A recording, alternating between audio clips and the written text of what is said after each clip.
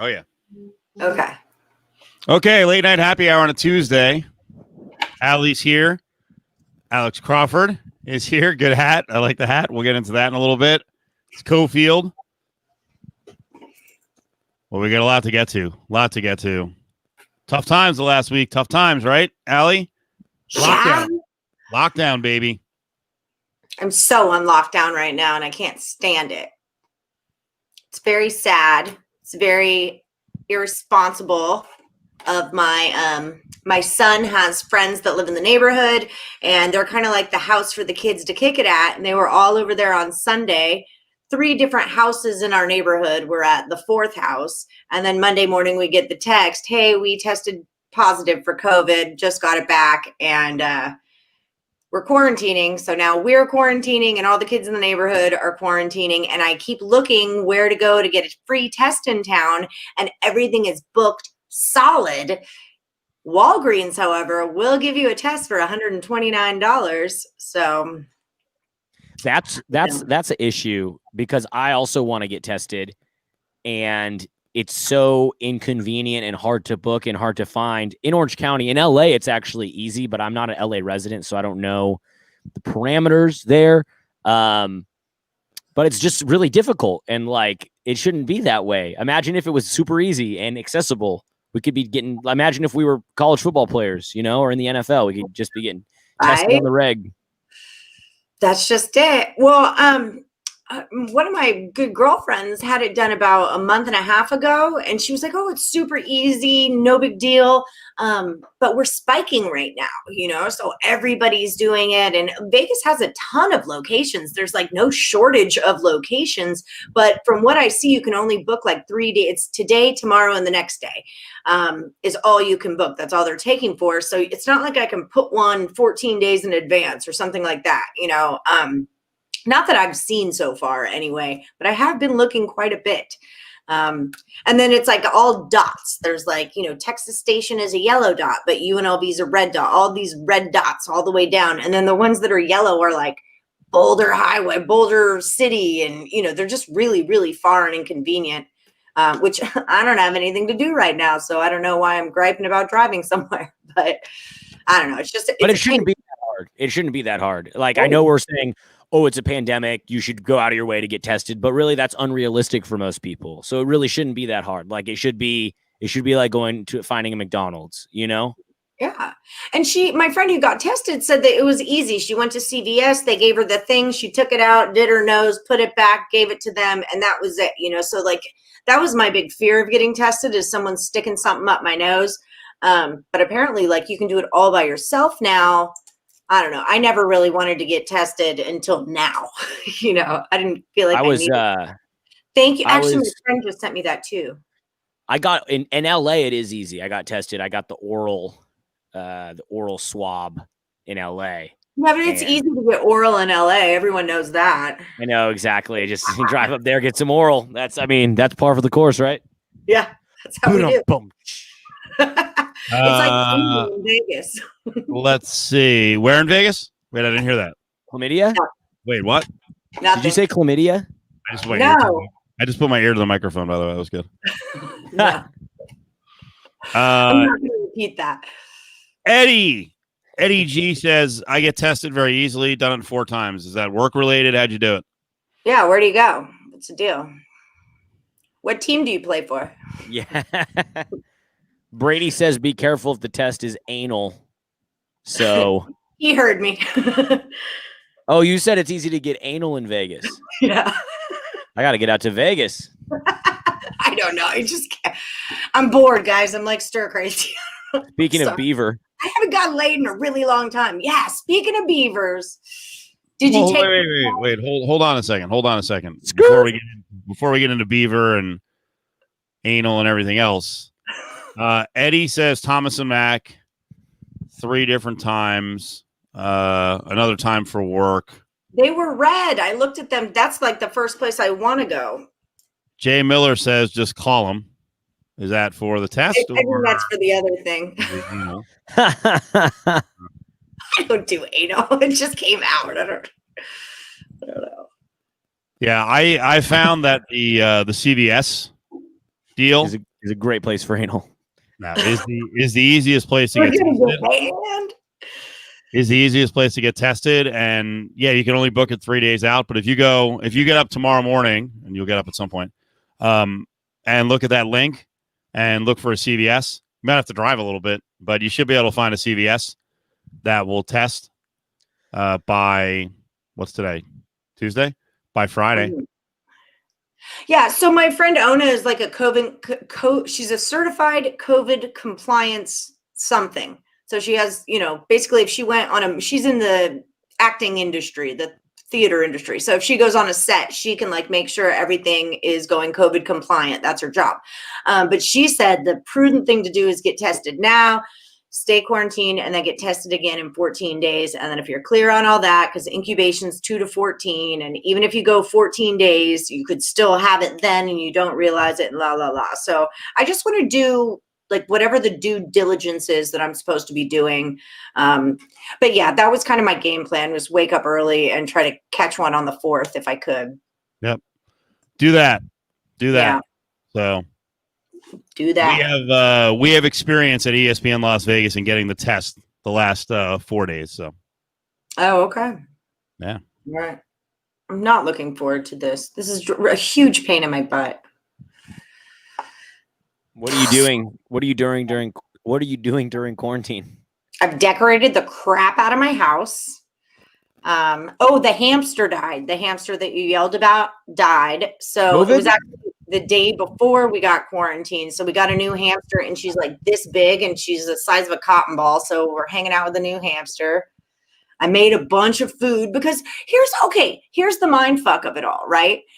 Find out on Monday morning and we go grocery shopping because I'm like, okay, I've got to like stock up on food if I can't go in and out of the house and that stuff. So we get $200 worth of groceries. But as I'm at the store, I'm starting to trip out. I'm like, what if it gets, I smoke like a freaking chimney. So I'm like, what if I get really sick and then my kid can't cook for himself? So then I've got to get like food that he can make for himself. And then I cook like big, I made a huge soup and I made a huge casserole and things like that. So, I mean, I know I'm being like a little neurotic about it, but at the same time, it's a whole new world. It's a whole new viewpoint of looking at COVID, like now it's a potential thing that could happen. And what if I'm totally taken out and my 10-year-old's got to fend for himself for a week while I get over it, or forever. I don't know. But yeah, so I've been cooking a lot too. That's good. You're not lagging. I think someone maybe has bad internet. One person's lagging, so we're trying to figure it out for him. Yeah, Brady, only you picked up on that, and so did AJ. So that was it. No one on the show picked up on that at all. I heard what you said, but it went over my head. If that, what I mean? Yeah, we've all had a test recently on the sports stations.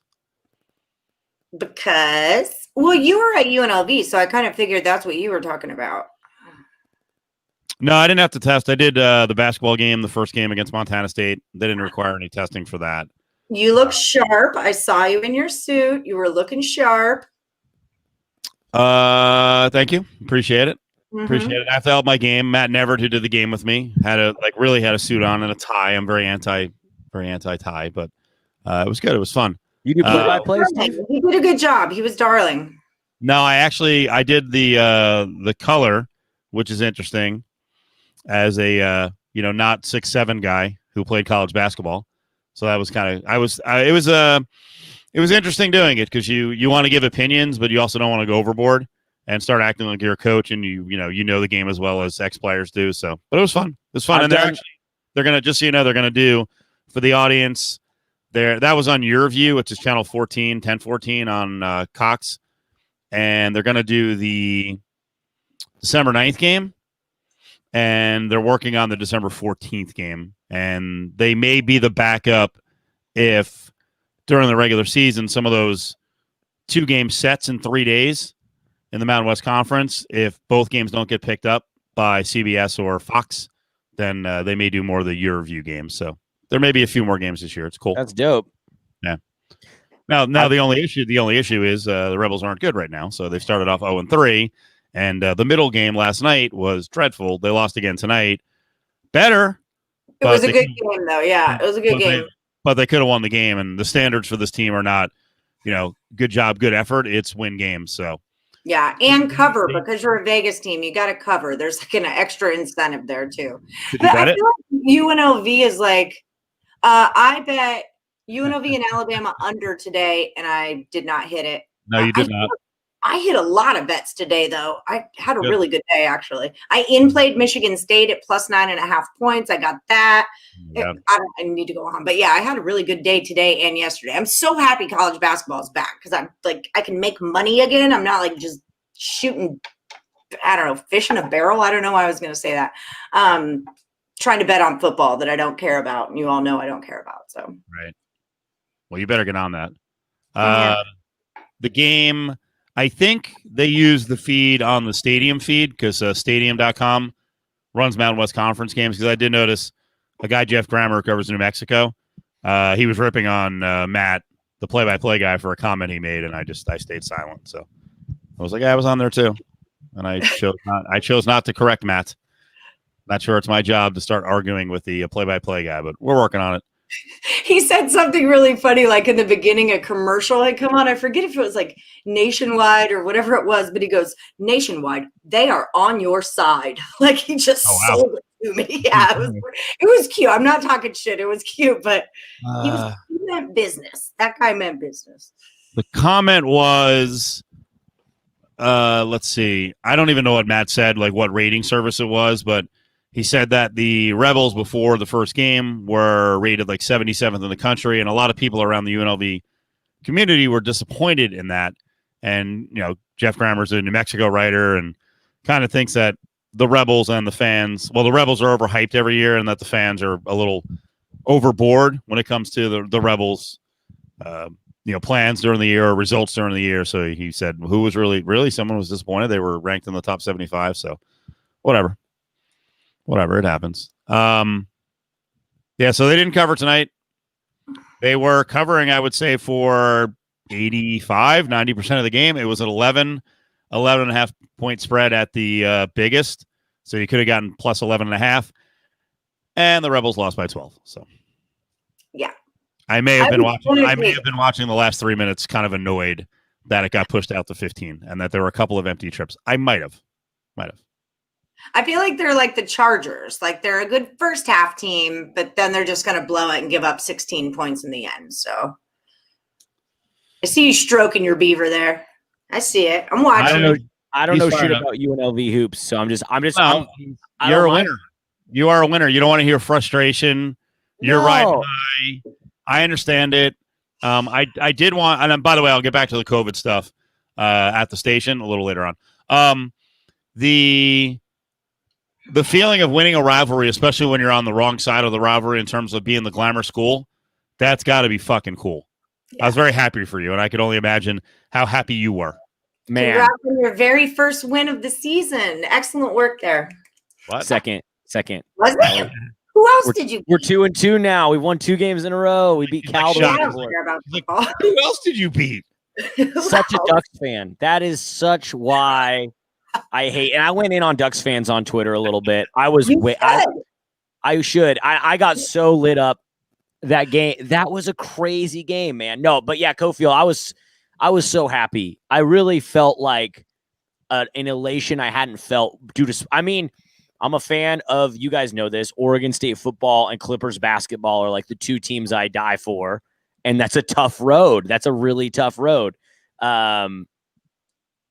It's a good thing I wasn't on the show, right? I literally, I think I drank like I drank a lot of Hennessy during the game.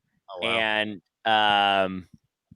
I feel like I immediately started celebrate. I don't know. I turned up. I think I had like and I don't even want to get into the details. Actually, it's best if I don't, but yeah, I turned up. I think my shirt came off. And I just felt like I felt like I couldn't lose. So yeah, it felt great. It felt really good.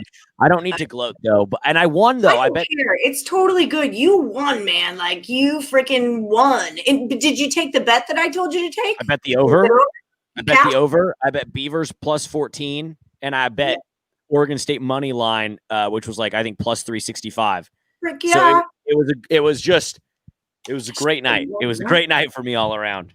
That's fantastic. And I told you, right, the pod had ended right before we logged off. I said, dude, I've cashed on your Beavers in the last 2 games. So like, I'm not taking a side, just take it over. So I think the over under was around. I'm not like that bitter bitch in sports. Like I bet on things, I win and lose every day. I'm not I'm happy for you. I really am. I did the equivalent of the corn cob. I was drinking people's drinks. I had this is so bad for COVID. I shouldn't even admit that on here, right? Like I should go get tested in quarantine. For sure, like immediately. Yeah, it was so bad. I think I took my shirt off, and then I had like this is gonna sound weird, but I had like my DJ set up there at where we were watching. I had like little turntable mixer thing. Like sometimes I like to do that for fun. What do you spin? Okay, that's next thing. Like hip hop mostly, and I went over to that and plugged it in and just started playing. Like I just like poured myself a fat drink and got on the turntables and had a mic plugged in and was just like, I felt like I was Marshawn Lynch when Cal beat Stanford and he was like ghost riding the injury cart. I felt like I ran over and I just started like playing music and like was like, everybody turn up. So it was good. It was good. Allie, you know what? You're being a good loser, and you did give me the over. And I went as soon as we got off the pod last Tuesday. I went and I bet the over, and I think it was over under around 63, and the final was 34-31. So that was great. Cash money, honey. Cash the beeves. Cash those beeves. Yeah, it was a good game. It was fun. It was exciting, and it went over. So that was the only bet I had on it. Would have liked to win, but I'll live, and you got to win. So that's fine. But back to your point, Steve, I mean, the rival, I do really believe anything can happen in a rivalry game. Oh, yeah. Like, and not that this was, I think Oregon State, if we don't have to get into the nitty gritty of Oregon State football because that's not our audience here, but I do think they're actually a good team this year. But I still think no matter what, anything can happen. Like and that game proved it because Oregon State had to convert 3 4th downs on that final drive, including the last offensive play they had of the game to sneak it in. And as a fan, that was like such a roller coaster, but was so rewarding. I mean, that's why the reason I love college football was encapsulated in that game. Fair enough. Well, I mean, I call myself the plus money honey. It's not because I bet favorites. I love a dog winning. It's why I do it, man. It's where the money's at. So congrats. Thank you. Thank you. Thank you. Wait, what Sid you said? Well, I was going to say the other thing that was great is you essentially ended Oregon's chances at getting into the college football playoff, which were very much a long shot anyway. If they had gone unbeaten, then they could at least, scream and kick and yell, but you beat them. So it's over. That's next level satisfaction. Beating your rival, but also ruining any chance of winning a national title is so freaking sweet. I don't think sure. Anyway, but I agree. Well, that's why I thought that Doritos bag I sent you guys the picture of was so funny. What did it say? I'm pulling it up here. What did it say? Nacho year, but it's pictures of all the ducks on the bag of Doritos, and it's nacho year is the flavor. So my friend sent me that earlier. Cofield, that brings up not a conundrum, but with the Ducks this year and recently, and with USC football as well, it's like, I'll use the Ducks as an example because they're the rival, but I love Pac-12 football. And I do believe in Pac-12 disrespect. I do believe there's a slant towards the South or the East Coast, but really the South and the Big Ten. And I do think the conference is disrespected. So when I see a top-ranked Pac-12 team, even if it's the Ducks, there's a little bit of, okay, do I want them to do good? Do I want them to go to the college football playoff and show up and show out? And even win a national title? Do I want that? Deep down in my heart, I don't, even though I back the Pack like crazy. But there's a tiny bit of that where you're like, oh, shoot, we just ended the Pac-12's chance, maybe a long shot chance, but a chance to get on a national stage or even a New Year's Six Bowl or Rose Bowl. But I don't give a shit. Like I'm so happy. Like I'd rather just win and ruin their season. And that's what a rivalry is all about. Yeah, I feel the same way about the Mountain West because I work for UNLV, so I see all these teams play, and there's certain ones I like and I don't like, and I root for even though they're not UNLV or whatever. And then, wait a minute, I don't give a crap about you. I don't want you to go forward. I want us to go forward. Yeah, so I totally feel what you're saying there. Like, it's a game. It's all for the love of the sport, right? Yeah, and there's a little bit too.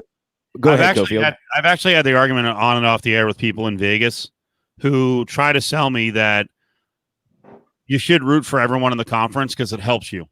No. And I'm like, nah, then you're not a sports fan. If in the case of the Mountain West Conference, if you're rooting for Reno, Nevada to win in football the rest of the way because you're like, it's good for the conference, then you're not a real fan. And the same thing goes in basketball. The biggest rival, and they're on the wrong side of the rivalry most times recently, the biggest rival for UNLV basketball is San Diego State and then Reno next. If you're rooting for San Diego State, like they made the tournament, I hope they make a run and get the Mountain West Conference some respect.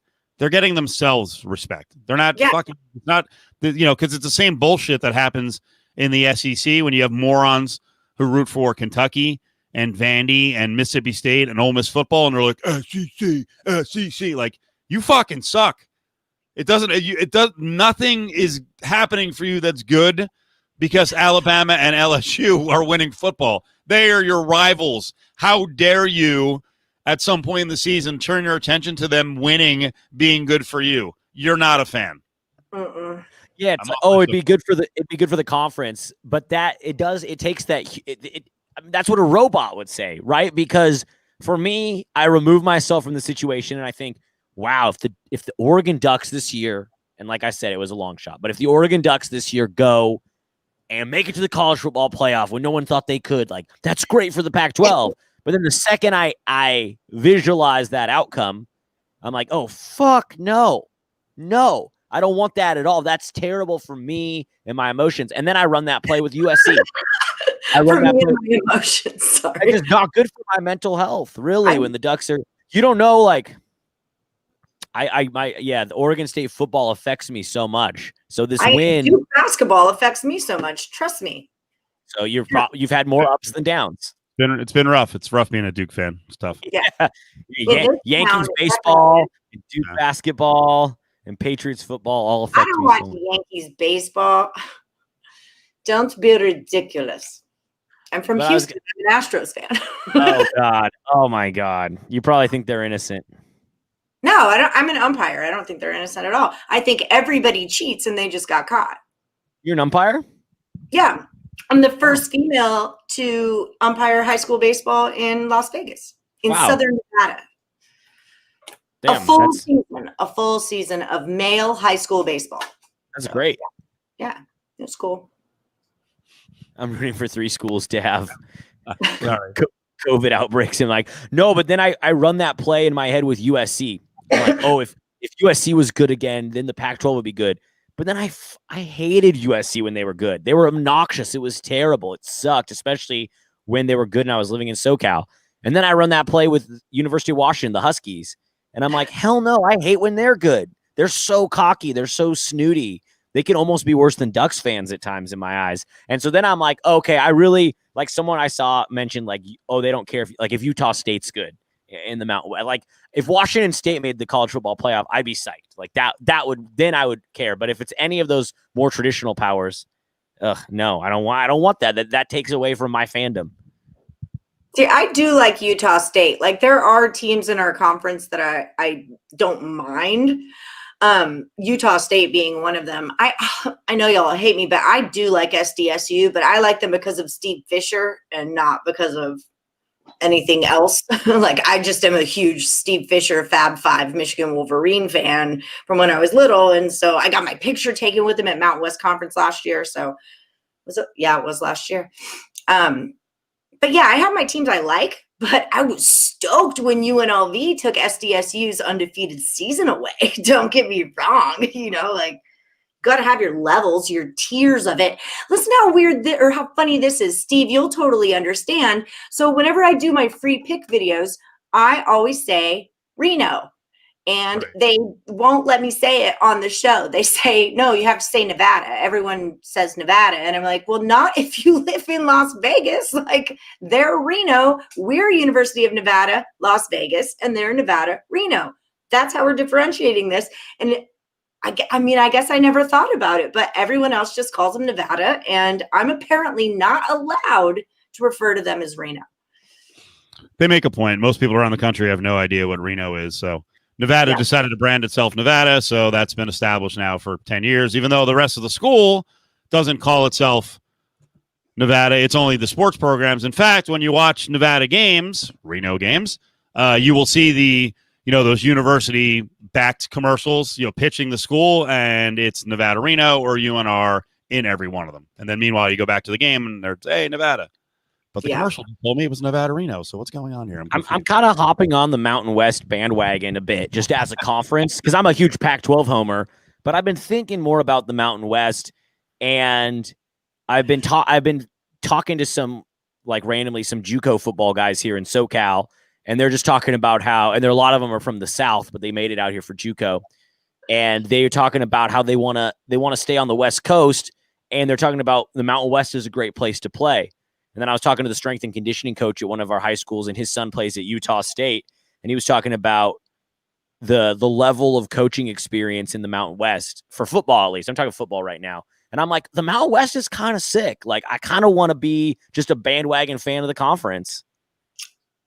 It's a fun conference to cover. The schools are very different. The areas are very different. So, someone was putting up Utah State. Everything Utah is shit in my mind. So you got a state like Utah that's completely different from every other state. Albuquerque, I mean, we saw Breaking Bad. San Diego State's kind of a glamour school, but their fans are annoying as shit now. Vegas. You've got another one of those like methy belts, like Albuquerque with Fresno State. You've got San Jose State, good school, but really no one gives a shit about their sports. Their football team's pretty good. So it's a pretty interesting mix. No one knows about the rivalry between Reno and Vegas, which is a super intense rivalry. So I don't know. I didn't, moving from the East Coast 25 years ago, I didn't know a whole lot about it, but it's a pretty interesting conference to cover. And they do a lot with very little because, half the programs aren't very well funded. They don't have the TV money like the Pac-12 does. Mm-hmm. And by the way, that's the other one. Wyoming and Colorado State. Marcus said it's located in a hellhole. It is. It's a very small city, Laramie, and I personally feel like an outsider, and I've said this on the air multiple times. I completely feel like an outsider at Colorado State, and Wyoming's like a whole different world. Like, I didn't grow up near farming and ranching and guys wearing boots and all that shit. Like, I got respect for them, but that's like a different sort of like small town area, and then. Let's not get into political affiliation around the conference because that could get ugly as well. So it's a cool, but there are a lot of conferences like that. I think, I don't know though. Is the SEC, is there really like outside of Vandy being an actual good school in the SEC beyond that, like if we brand everyone sort of the same, aren't the schools outside of Success, aren't the people in the areas mostly the same? Like, do people in Alabama go, fuck Florida, Florida's shit. Like, is it? I mean, I don't know. It seems like from the outside, your philosophies are sort of the same. Yeah, it's like we're the South. We care more. Well, Florida, they care more about football. I don't know if they care more about their citizens and their citizens' health. They don't. I don't think they care as much about education as the Pac-12. There's not even an argument with that outside of Vanderbilt. That's true. So, I don't know. I just think out west, and the Pac-12 is the same way because the states a lot of the states are much different. The rivalries are kind of interesting, and the schools are a lot different from each other. I find it hard. Like, I'm echoing. Am I? I am, huh? You were, but I think Steve fixed it.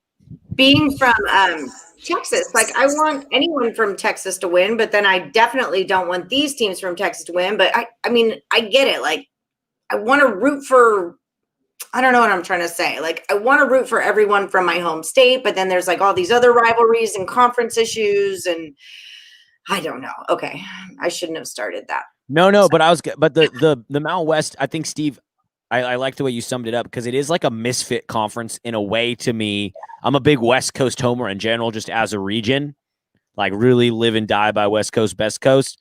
And I like the Pac-12. It has a little bit of I don't know, the Mountain West just has like, it's just random to me and I like it. And like but there's good coaches and you get good talent. And I think it has the potential. I think like let's just use San Diego State or San Jose State, the talent level in football, talking football, the talent level in California is so high. And those schools are like San Diego State is such a desirable school in so many ways. I feel like they should, like, how is Boise State a powerhouse and San Diego State isn't? Well, San Diego State is just not on the level nationally of Boise. How is Boise a powerhouse? Boise bought their way into the party. That's how you do it in football. When you're not a Power 5 school, you need money and you need the money backing. So you got to buy your way in. But I mean, it's plain and simple. That's how Cincinnati's done it. They have a good coach. And when schools outside the Power 5 have a run or, are really established for like 10, 15, 20 years, they're committed. They have a lot of money. For sure. It's the only way you do it. The way it works. I just look at a San Diego State and I'm like, you could recruit. You could recruit here easily. Yeah. I mean, if you had the money, I guess, right, with the facilities, but location and talent level in California, just, I mean, cost that combination in California is really high, though. I mean, that's got to be an issue also. I would think so. If I was a college student, I would not want to live in San Diego. But I guess if I was like on a scholarship and doing other things, that'd be one thing. But just saying, I don't want to. Why wouldn't you want to live in San Diego? I mean, like by the beach. He's talking about an athlete. Everything's paid for. That's what I said. Well, maybe if I was an athlete, if I was a student athlete, it would be different. But aren't they not supposed to be getting paid? So I don't know. I mean, scholarship stipend. Right. Yeah, if you're playing men's basketball or football, you're taken care of pretty well. I'm not talking about. I'm not going to play either one of those. Wait, yeah. I might be able to play for Vanderbilt though. Yeah, we could talk about that. Fire away. Do you guys think it was a publicity stunt? I don't. No, I don't. I think it was like forward progress, like forward motion. Isn't there a penalty for that? Forward progress. How did I say that? They're going to spot the ball. No, I thought it was like a move, into what everyone else is doing right now. Hallmark's got gay people on our Christmas things, and there's a new Hallmark movie with a chick in a wheelchair, and I think it's I'm cool. Biden's got a whole cabinet full of chicks now doing something, and clearly I've done a lot of research before I got. No, and you basically just said you do think it was a pub stunt, that it was a setup. No, all those other things you just mentioned are forced. They're not necessarily merit based. No, I don't think that's true. I think the reason because gay people celebrate Christmas too. It's just a matter of putting it out in the world so other people see it. Girls also kick footballs, but y'all would never know it if you didn't see it. It's one of those things is what I'm trying to say. People in wheelchairs can find love with the handsome prince from Dubai in a Hallmark movie. Just saying. It's about inclusivity. Is that the right word? Inclusivity. Right, but now again, you closed it out by basically saying it was a setup, that she's included. I never said that. She's included. It's about inclusivity. Yeah, I think the idea of what we're doing in 2020, right? Black Lives Matter, minorities matter, right. Rock the vote, all these things. Let's give opportunities to people who have not gotten chances in the past who are qualified. Yeah. Qualified. Is she not qualified? That's the question. I don't think the head football coach. That's the question. Makes that decision for a publicity stunt. I don't think the head football coach of any school, even Vanderbilt, who sucks. Yeah. I don't think the head football coach of any school makes a decision based on representation. Like, that's not how football works. Football coaches, even at a shitty team like Vanderbilt, they don't get to that level making decisions like that. They're not wired that way. So I think what you said, Steve, that she was awarded, what was it, Special Teams Player of the Week in the SEC? I think that's far. Here's the problem. That's bad. If she's good enough to kick on the team, you put her on the team. Vandy's kicking situation, they need help. They mentioned that, hey, they had brought in male soccer players. They were a disaster in tryouts. Like, she deserved the opportunity. But then I think in some effort to like mark the breakthrough of a woman kicking in the Power Five, which, by the way, outside of the Power Five, New Mexico had a female kicker years ago. So, I mean, the next one making it is really cool. But I don't know that you have to commemorate it again with what is supposed to be a week-by-week merit-based award. Breaking barriers doesn't simply get you the honor. And I thought it was insulting to her, and you can see the comment from Riley. It takes away from her actual accomplishments on the soccer field. If she's a really good soccer player, certainly that has to be included. So it was just I'm glad she got the opportunity. I think there are going to be women kicking in Division I in the future, a lot more of them. But she did a directional kick. That was her one kick the entire game. It wasn't a screw up. That was, she was instructed to do that. That gets you an award. And this isn't like, and then the reaction when we talk about it is like, well, you're just an asshole. You're a trumper. Figures. You're an old guy. You're jealous of women. You don't want to give them opportunities. Like, all right, you know what? I tried. We wanted to have a discussion, but I'm back out. No, and that's just it. I don't think it should be I think she should get the chance. Yes, she should. But do you deserve an award for that? No, because that demeans it again. Now you're saying like, oh, look at the girl who can kick a football. Like, I think that makes it more demeaning. And I think it's insulting and not a fan of the award.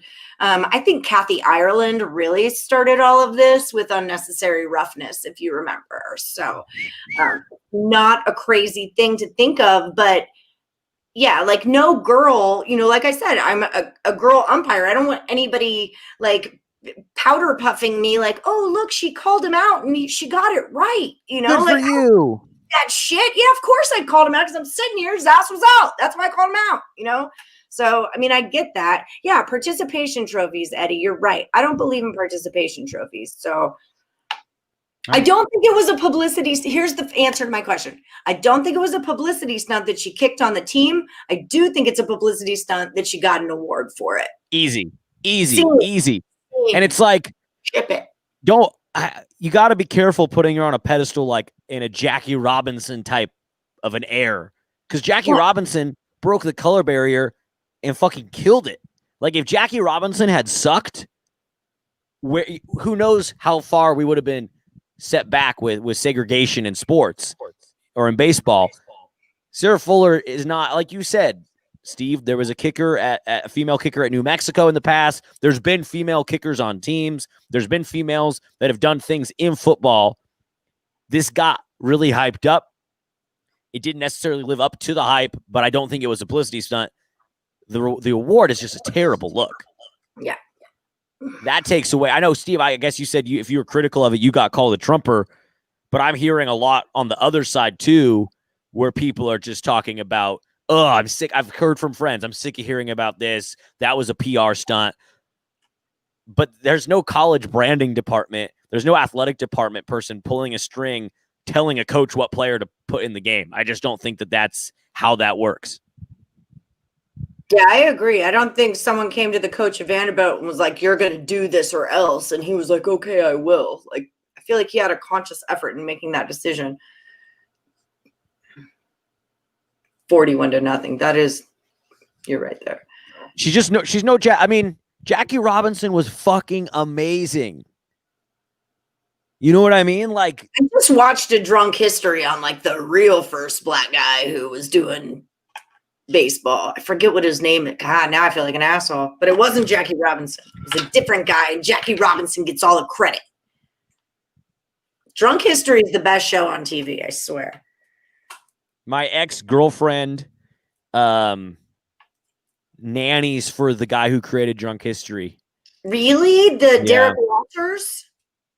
I don't know if he created it, but he's the host. It seems not the host, like the head writer. Okay. Oh, then yeah. But yeah, pretty cool. My bad, Brady. My bad. I've been getting new episodes. Anyway, I'll stop reading the feed. I'm sorry.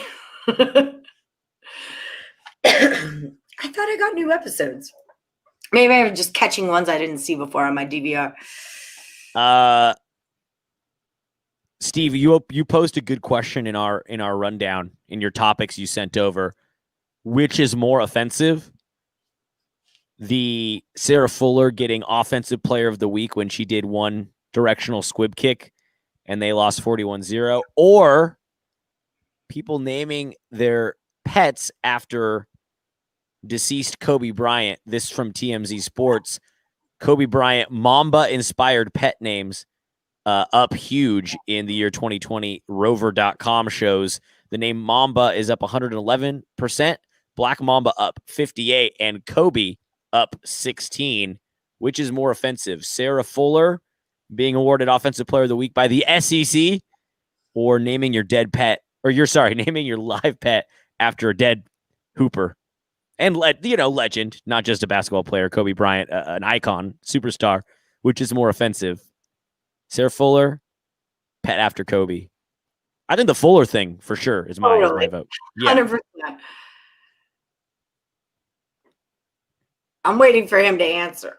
It was canceled? I must be getting episodes I haven't seen in a while. Because I've seen them all, but I just got like 3 that I haven't seen. And I was like, yes, it's starting up again. Sorry. But my ex did still nanny for the guy. Like, she still nannies. He still created it, so that's my 6 degrees of separation. I still get to be a braggart. Who cares? The show existed. It's yeah, it's there. You can watch it. That's.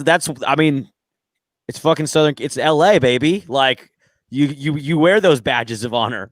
Oh yeah, my ex nannies for them. Oh, the show got canceled 2 years ago. I don't give a shit. Yes. Don't let talk about it, right? Right? Yeah, exactly. You know what it is, don't you? Right? Yeah. Who in Vegas did your ex nanny for? I actually had an ex in Portland that took care of Train's kids. Remember that band Train? Oh yeah. Took care of their kids. It was a guy. He was a manny. But he lived in their big fat giant house, so can't get that mad about it. A lot of my friends in Portland were mannies. It's a Portland thing, yeah. For sure. Both of my male roommates were mannies in Portland. Yeah, I get it. I guess you saw my topic take off there, huh? I guess everyone's on the side of Sarah Fuller, and they're not insulted by Kobe being honored by pets. I think it's an honor to name someone or something after a deceased. I think that's an honor.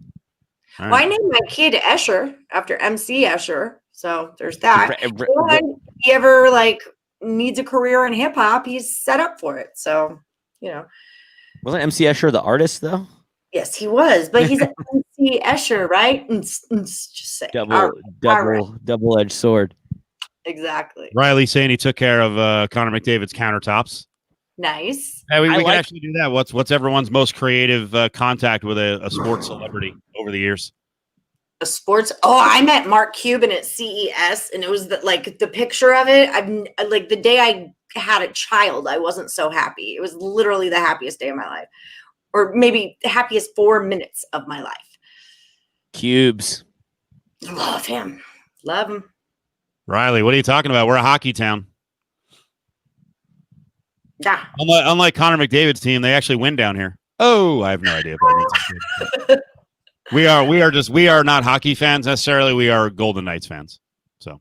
Yeah, that's a good call. Yep. I don't know what any team is doing except for the Golden Knights. Steve, I feel like you've got to have a good brush with some sports celebrity. Oh, I don't think it's fair. I think it's for the audience. That's fair. I mean, I've gotten to interview a bunch of people over the years, so. Sure, but okay, outside of the professional realm. I have a picture with John Madden when I was in 8th grade. That's I have a picture with Muhammad Ali when I was in 8th grade. I met him at the Astrodome back in the day. That's pretty cool. That's pretty cool. Yeah. I have it. Forever it said Ali, and it said I am the greatest. And that's why I have this ego that I have now. Kirby Puckett's a good one. He's a good one. See, this one coming in from You got a story to tell, Steve? I've told it before. Mark Gastineau, like I'm a giant Jets fan. A giant Jets fan, not a giant Jets fan. But Mark Gastineau was one of the big stars of the 80s. So I was a fan of his as a kid, big number 99, the sack dance and everything. And then now this will be professionally linked. We were doing a show in New York,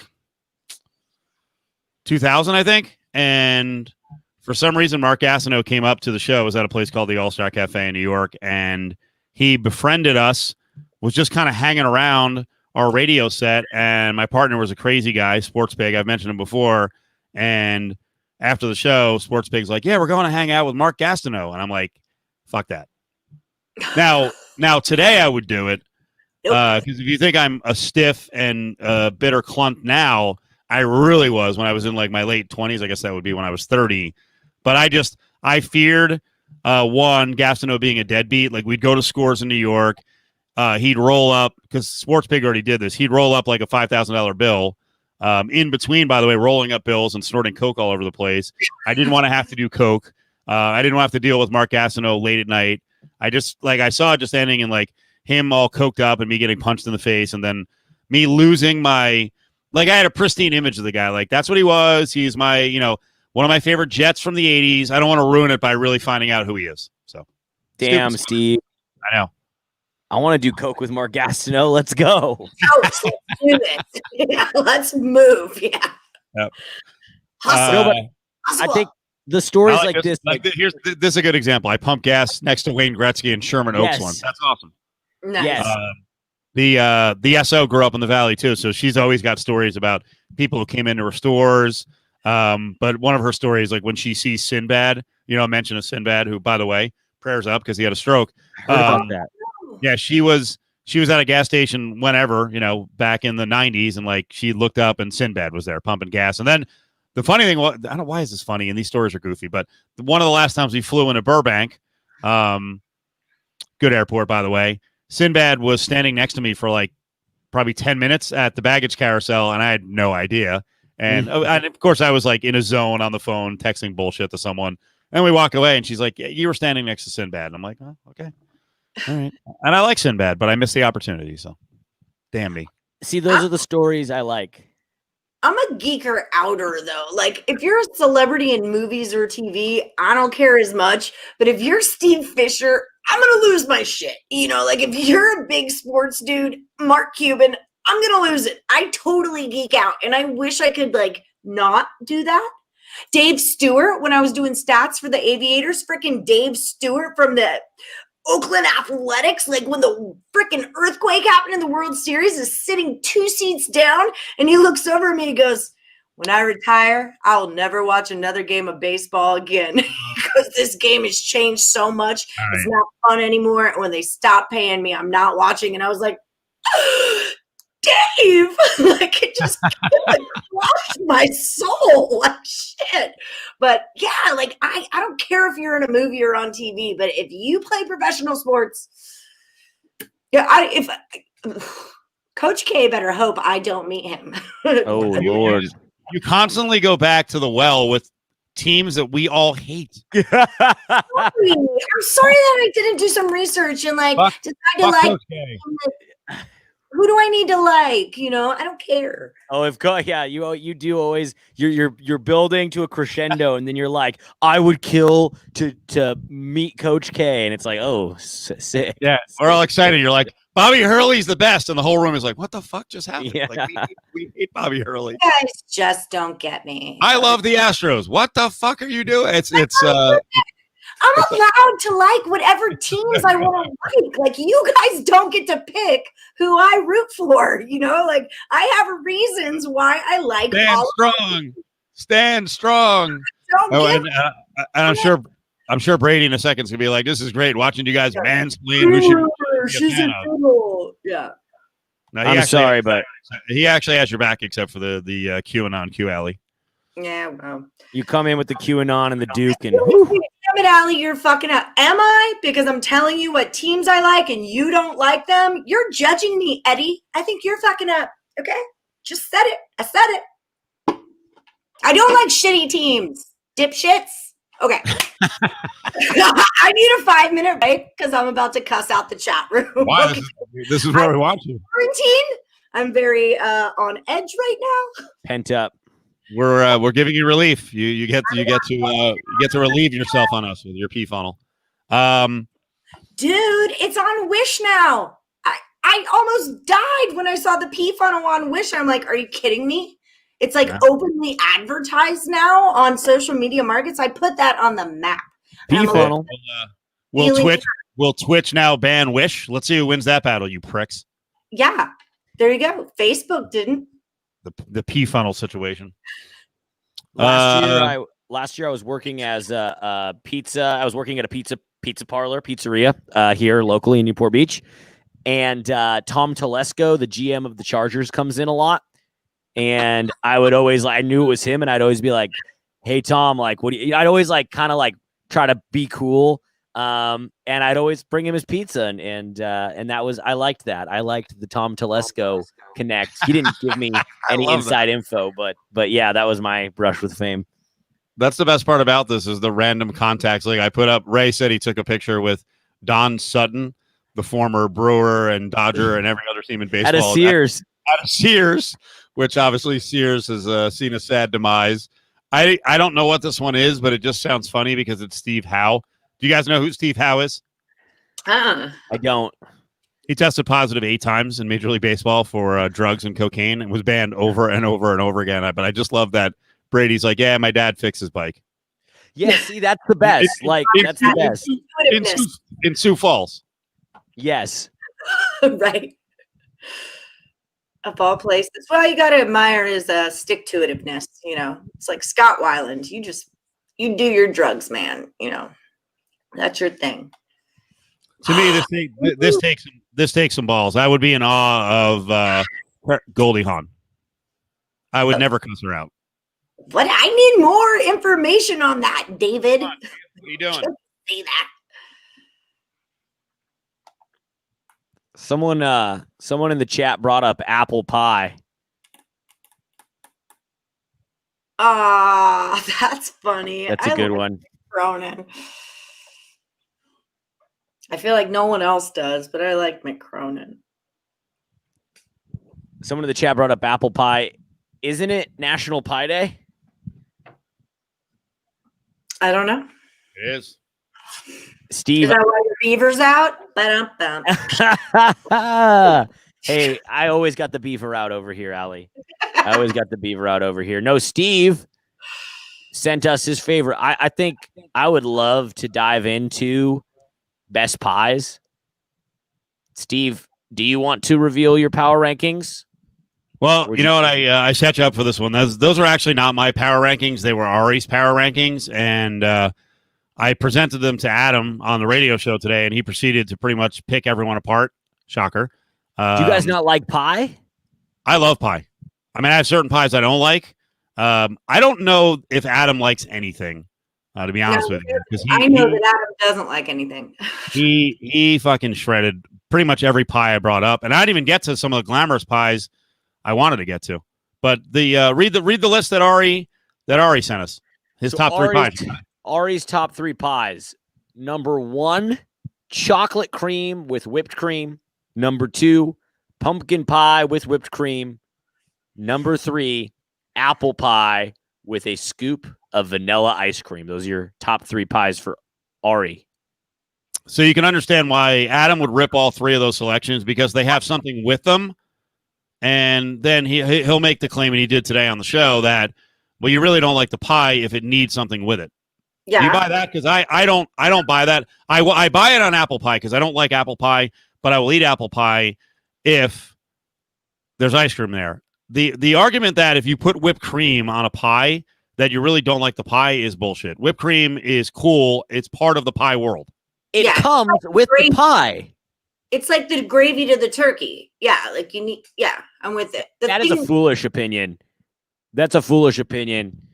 But chocolate cream is a number 1. Like if I could have any pie, I want a chocolate cream pie. Like you don't even have to make that. Like I just made like 4 pies for Thanksgiving. So Oh God. all the work that goes into the cross hatching and the buttering and the whole shit, but like chocolate, we're good here. Freeze that sucker. I don't know.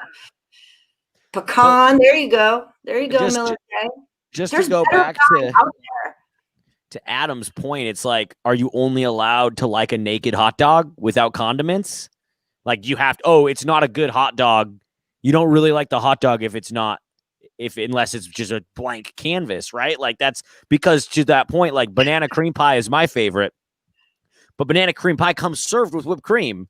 I think maybe Ari didn't even need to say chocolate cream with whipped cream. Like it's part of the pie.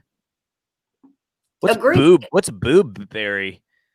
I'm going with blue, but key lime is a great call there. Love a key lime. God, cream key lime. Oof, oof. There's so many levels there. There's so many levels on your taste buds there. Ooh, Yeah. rhubarb pie is strong. That's a southern thing. We eat a lot of that in the South. I love rhubarb. Now I want pie. Shit. I'm hungry now. I might have to walk out of here. Totally. Where are you getting a full pie right now in Southern California in Orange County? Gosh, we're pretty closed.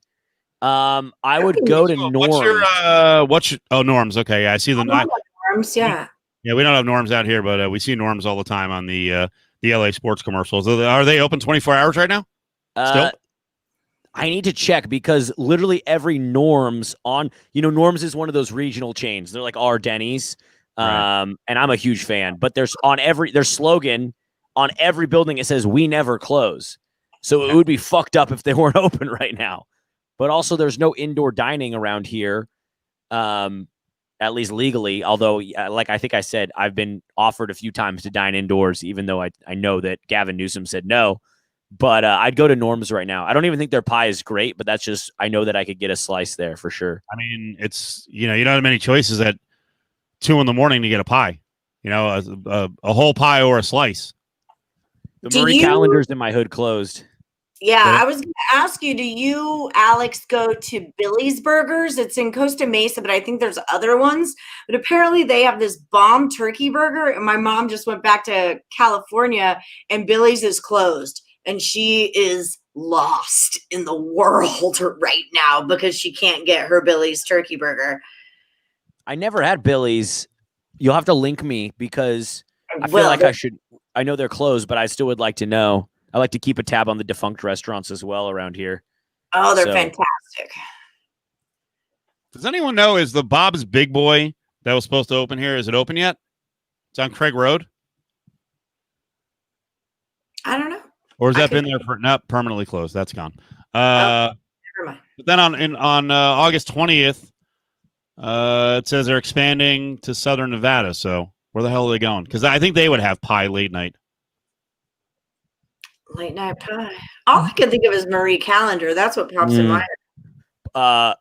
Polly's Pie. I don't know if that's just SoCal or if that's a West Coast but Polly's Pie is good too. Polly's Pies.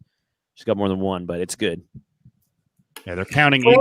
McDonald's 2 for $1 apple pie in a sleeve come in here.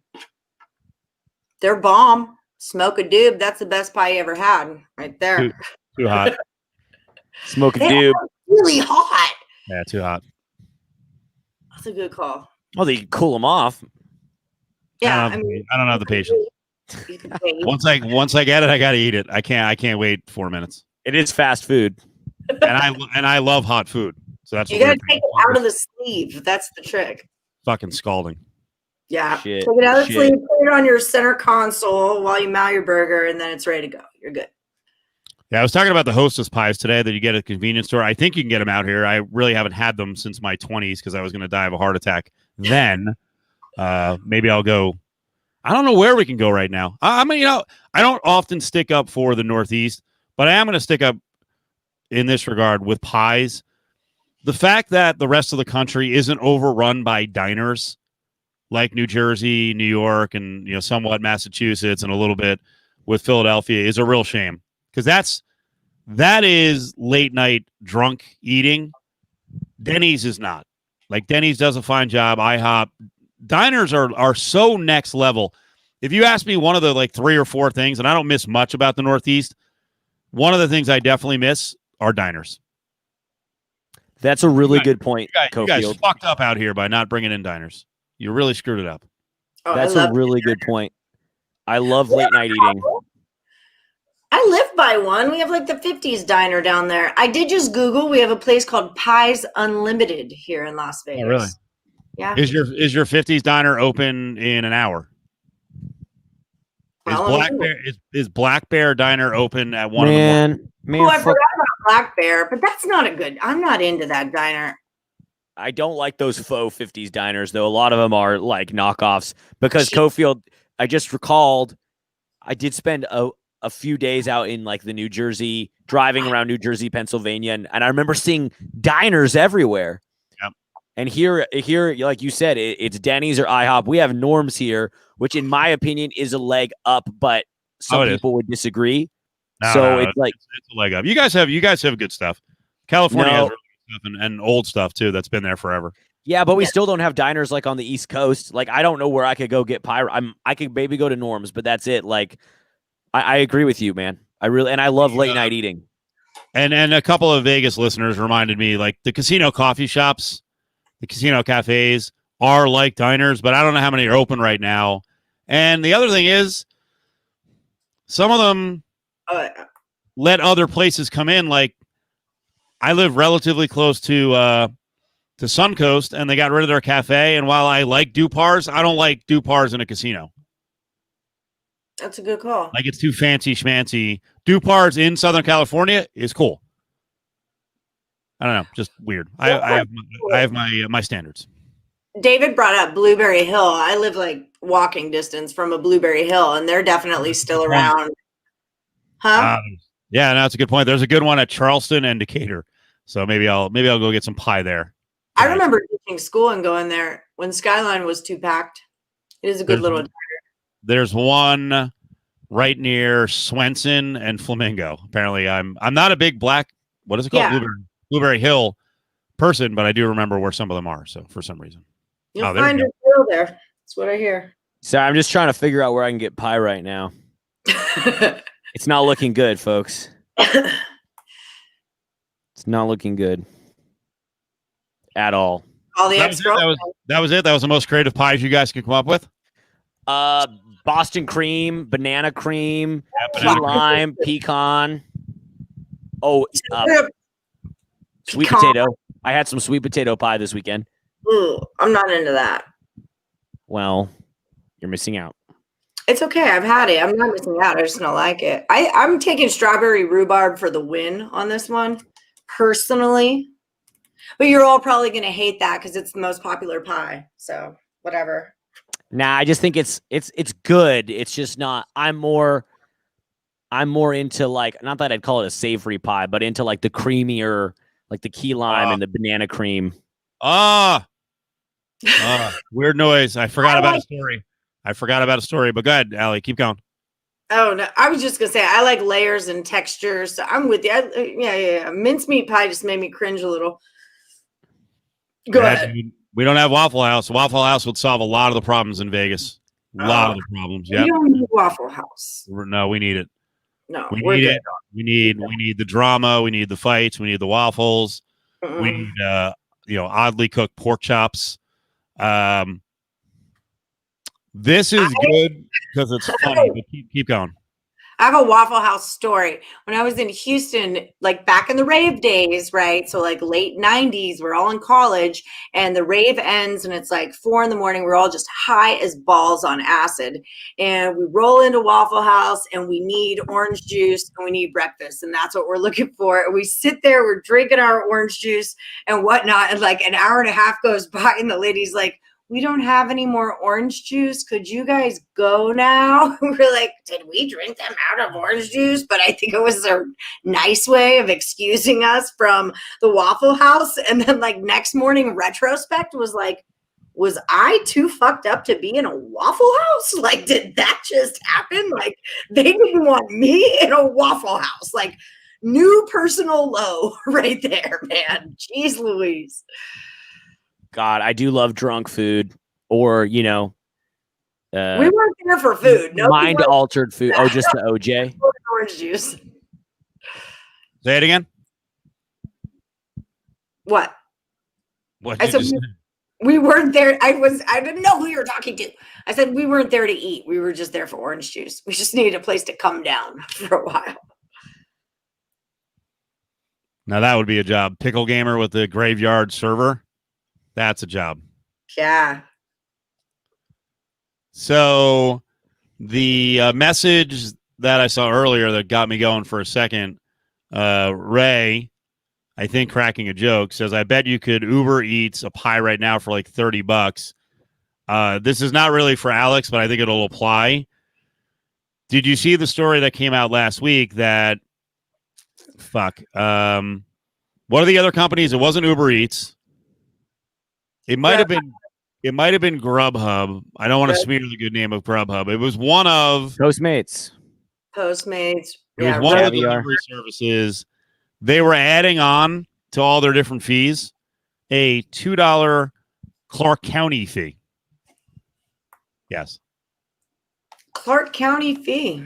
Yeah. And folks who looked into the story reached out to Clark County and they're like, are you charging these delivery companies some sort of money? And they're like, no, they just did that on their own. What do you think about in a pandemic? And I know we have drivers. I know we have food delivery drivers, so I feel for you. But what do you think? They're already taking somewhere between 22, 25, or 30% off the top from the restaurant. A $2 Clark County fee? What? I don't think that money is going to go back to the people that need it, so I think it's bullshit. Yeah.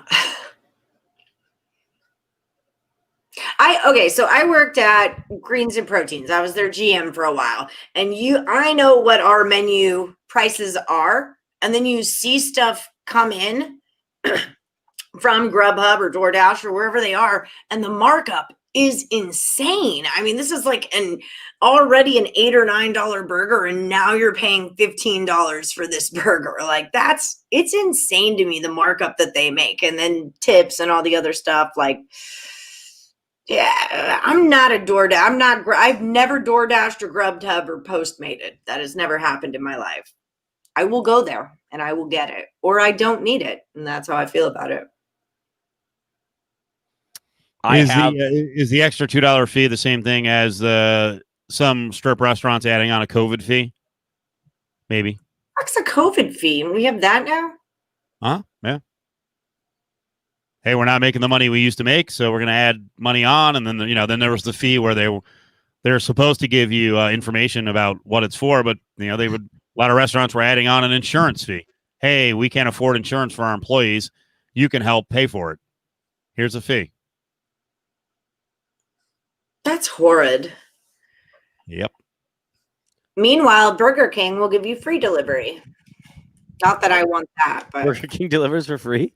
Yeah, they started a whole free delivery service day 2 of the pandemic back in March. It was huge. I had no idea. The only reason I know is because my kid would be like, can we please order Burger King? And I'm like, frick, the day I order Burger King is going to be it's not going to be a day. We're not going to order Burger King. What day are you on in the quarantine, and how much longer does this have to last? I just started. I'm on day 2. So what's the plan? How long are you going for? 14.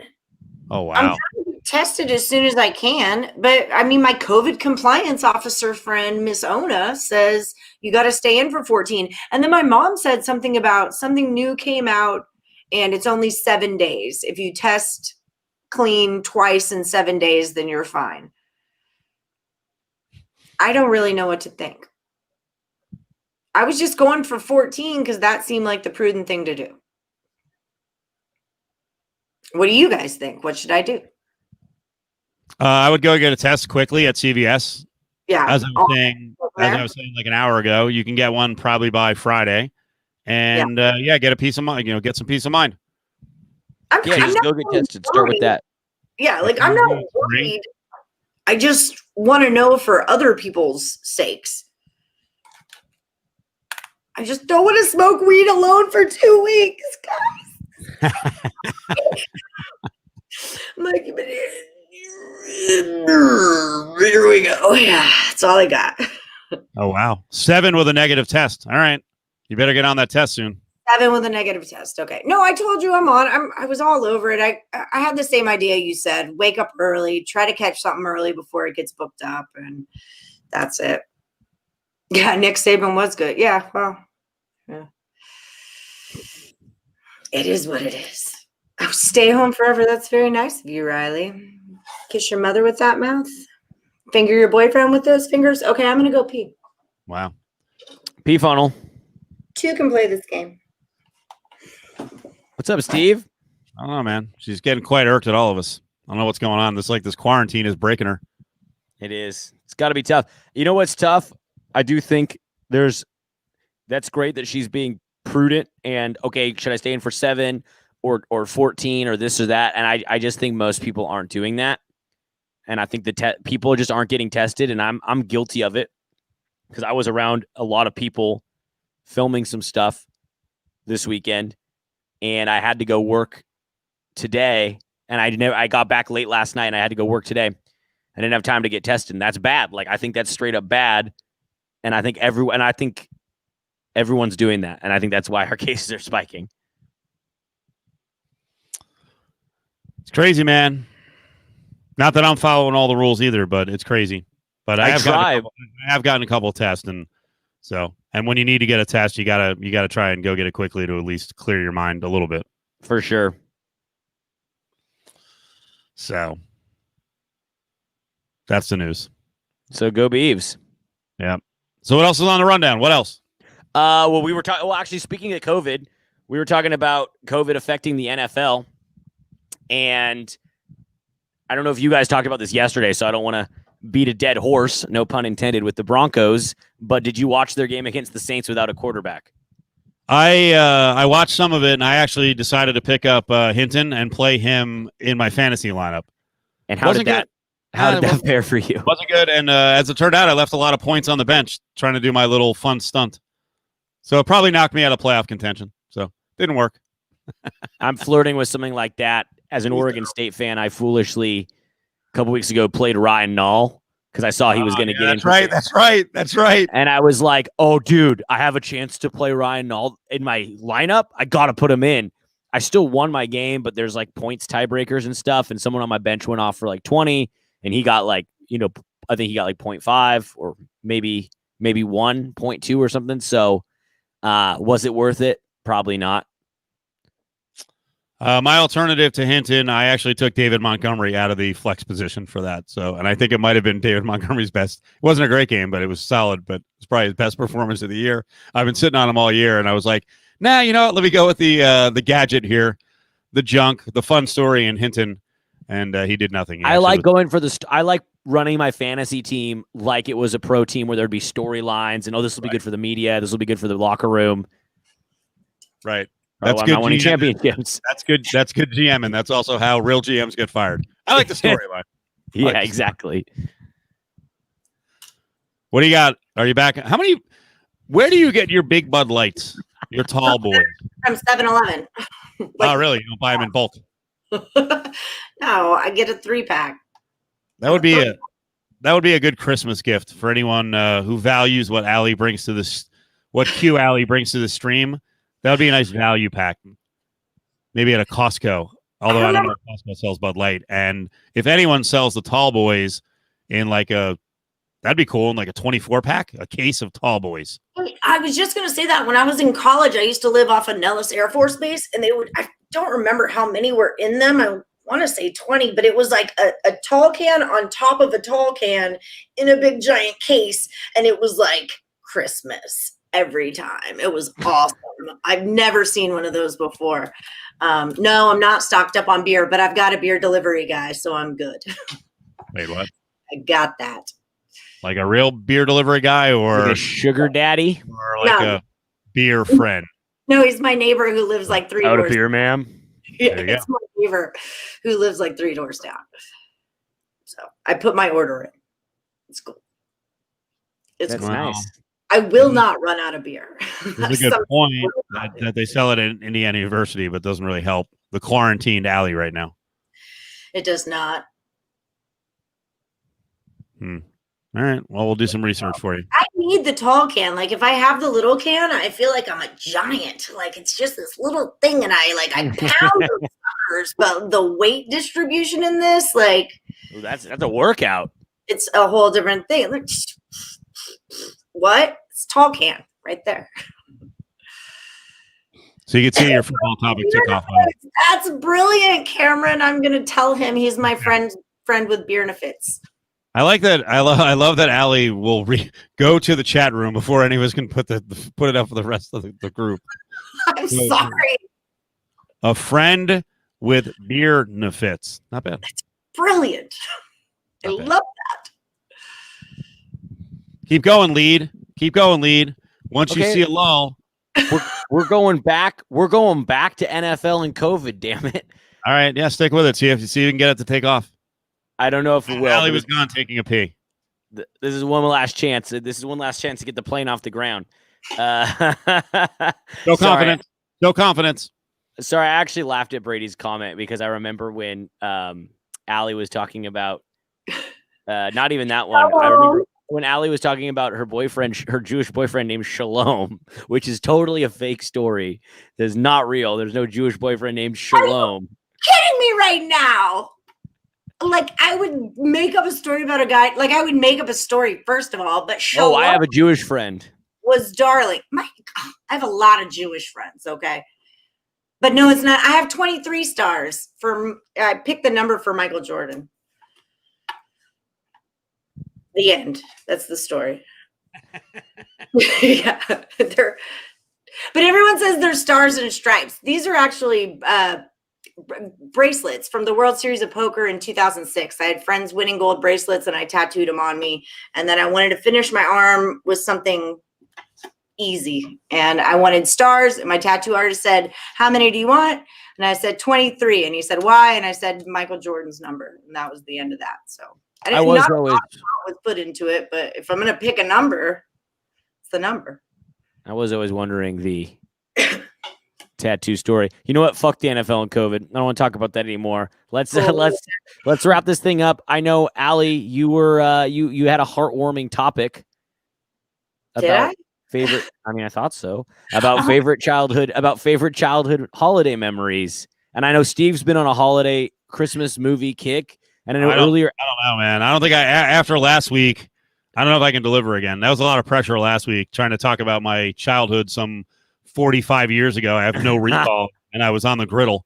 Like Alex is like, I had a great upbringing. There were no issues. And I'm like, oh, shit, I got to make shit up now. No.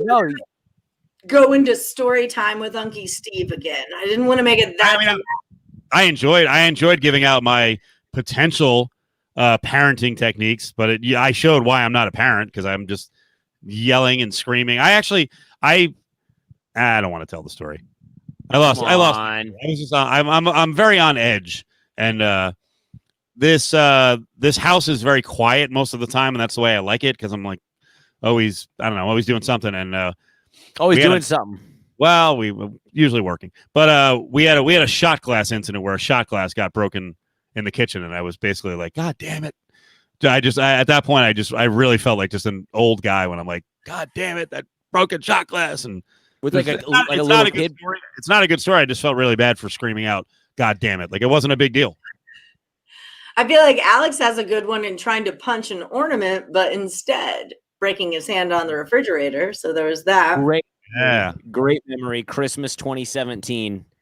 Yep, that was good. Try to punch the ornament. Thought it would bust open. Thought it would be kind of a cool, action movie type thing. And I straight up broke my hand.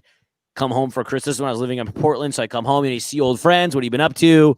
I had like a cast on my hand. And I just was kind of, I was a mess right in that moment. I remember seeing my ex from high school at when you're back, this is pre-COVID, obviously, but when you're like back at the bars around the holidays and you're seeing it back in your hometown, seeing high school people and random people you don't see. That's like the one time a year, maybe that or Thanksgiving. I remember my ex from high school asked my good friend, "Hey, is Alex okay? Like it's everything Is everything good with him?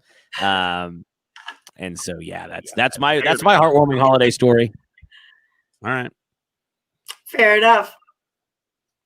I don't Does anyone have a story about Don Sutton or Steve Howe they can throw into the mix? Heartwarming holiday stories. Go. Chadwick, please. I think Jingle All the Way is the best Christmas movie. Oh, I'm an Elfer. I really like Elf. I laugh so freaking hard at that movie. Elf The is yellow good. ones don't stop. I'm waiting on Elf. Yeah. I love Elf. Oh, Elf's solid. Elf's solid. Yeah. You know what I didn't like? Because most of the movies I've watched, trying to watch as many as possible. I didn't like a new movie out. Do I have the name on the list I sent over? Because I keep blanking on it. It's Happiest Season. Did you see that one? Yeah. Is that the name I have? Let me Jesus check that Christ. out here. Happiest Season, you said, sucked. Not good. I Not don't know good. what you're talking about. But But it's right along your lines of the female kicker. It's all about inclusion. The Happiest Season. I recommend you watch it. It was not my cup of tea.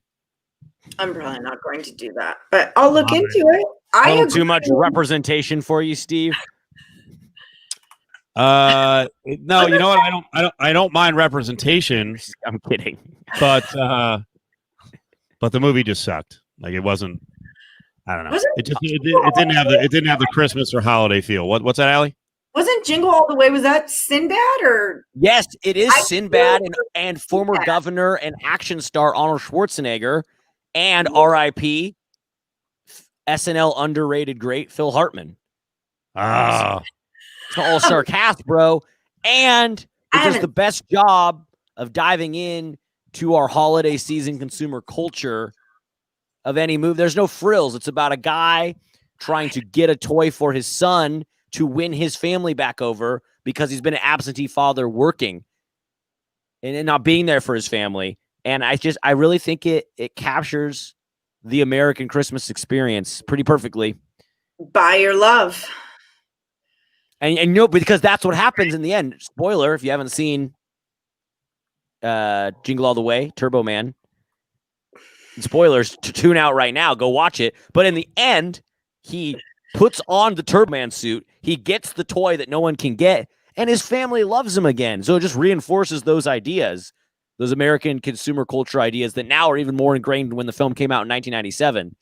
And so I really think I think it's a special movie that gets overlooked, that people like Adam Hill, who I thought was a journalist and would be able to dive into this, should understand the depth of the movie. It gets overlooked. Oh, bad movie, corny movie. But you got to read into it. You don't get Adam Hill at all, do you?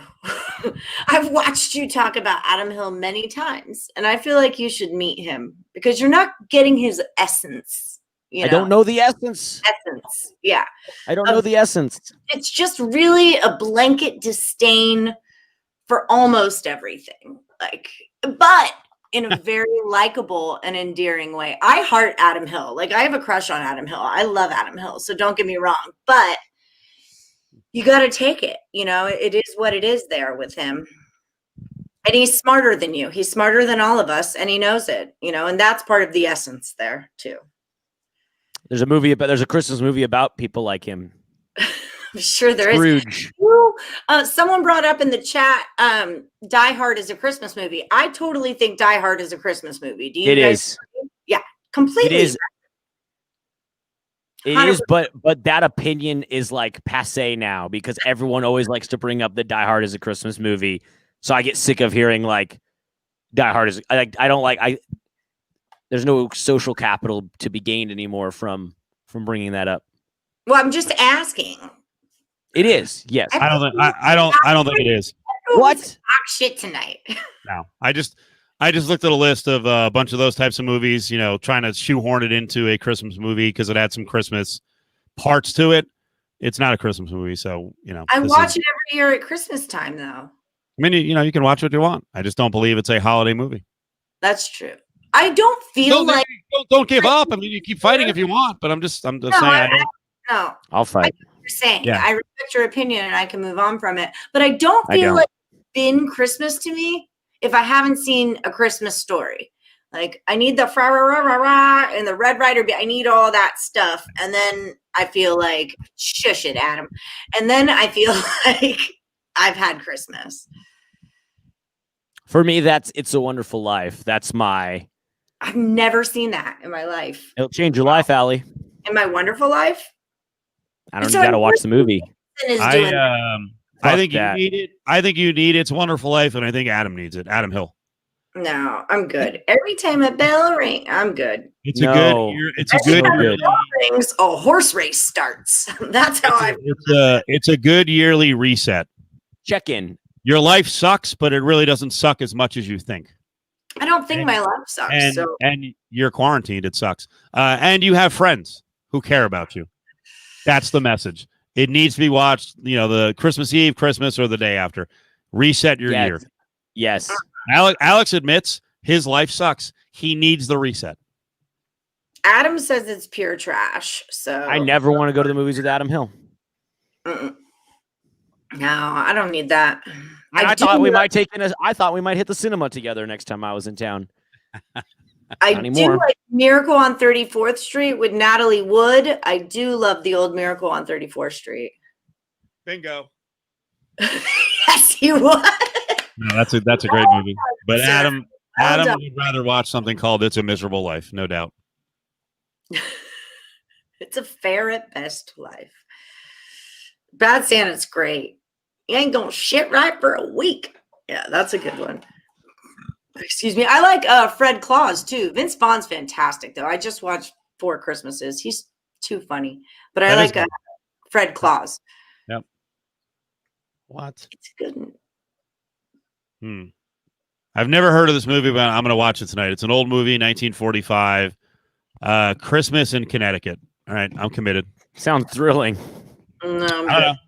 I like old Sounds movies. thrilling. I'll give it a try. An 80-year-old film about Christmas in Connecticut. Sign me up. You know what? I will have a review later in the week or next week when we talk on Tuesday. How about that? maybe we could do a I- live pod and broadcast it with commentary behind it. I might cry. So. Sounds like a lot of white people.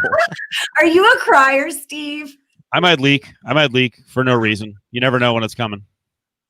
Wait, why'd you switch the beanie to the Bud Light hat? It was getting too hot.